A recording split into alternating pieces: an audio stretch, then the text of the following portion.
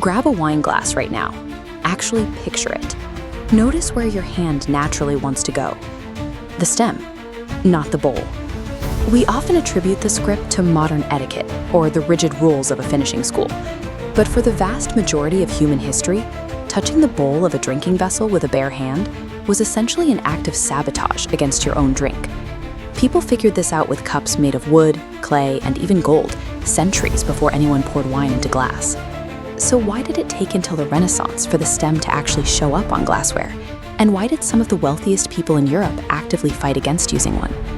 Welcome to The Subject History, the channel where we take the objects, sitting on your table, sitting on your desk, or on your shelf, and dig into how weirdly complicated their story actually is.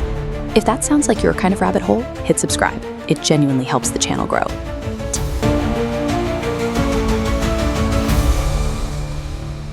Today's object is a common sight at any dinner party, but that stem underneath the bowl is a precise piece of engineering designed to solve a specific problem. Drinking vessels with bases separating the cup from the hand go back to ancient Greek and Roman times. Shapes like the kylix or the chalice were built to be held without a full grip on the cup itself. Glass specifically, however, didn't get a proper stem until Venice, more accurately, Murano, the island where the Venetian government forced all its glassmakers to relocate in the late 1200s to control their highly guarded trade secrets. By the mid-1400s, a Murano glassmaker named Angelo Barovier developed Cristallo. It was a nearly clear, colorless glass, completely unlike the cloudy, greenish material Europe was used to drinking from. While it's easy to assume the stem was an aesthetic choice that only later found a practical excuse, the functional need actually came first. The elegance was secondary. Medieval and early Renaissance dining had a very specific user interface issue. Forks weren't standard. People ate roasted meats and greasy breads with their bare hands. Every cup passed around a table was picking up a fine coating of animal fat. If you paid enormous money for Barovier's incredible see-through Cristallo, a greasy palm print across the bowl defeated the entire purpose. Glass, unlike wood or pewter, shows every single smear.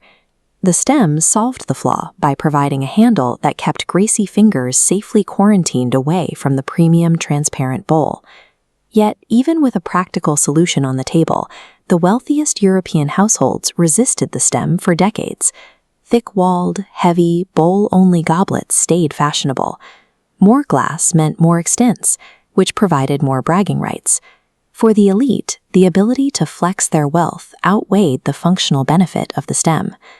But those heavy goblets ignored the thermal reality of the human hand. A plum acts as a constant heat source, and pressing it against a bowl transfers that warmth directly to the liquid inside, a process that can ruin a wine's aromatic profile in minutes. The fix for this required a different approach to glassmaking, and it happened in England. In 1674, George Ravenscroft patented a formula that pivoted away from Italian methods. He created lead crystal, or flint glass. It was heavier, more brilliant, and stayed structurally sound in England's damp climate, unlike the more fragile Venetian imports. This chart illustrates the difference in thermal conductivity between the two materials.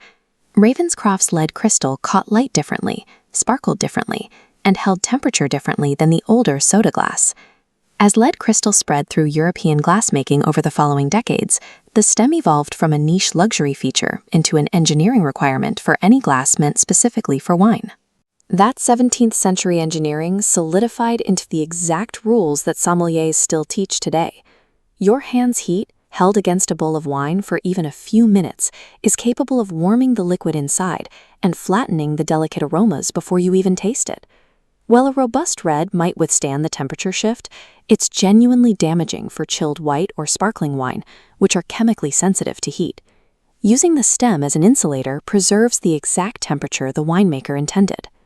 Someone correcting your grip at a dinner party echoes 400 years of Murano glassmaking, Ravenscroft's chemistry, and a very old practical grudge against greasy Renaissance fingers. That's this week on The Subject History. If you like digging into this one, please subscribe and ring the bell so you don't miss the next one. Next time you're holding a glass by the stem, are you doing it on purpose, or was it just habit until right now? Drop it in the comments. I read every one. The ordinary objects on our tables are complex engineering solutions to problems we've long since forgotten. Every piece of hardware has a story,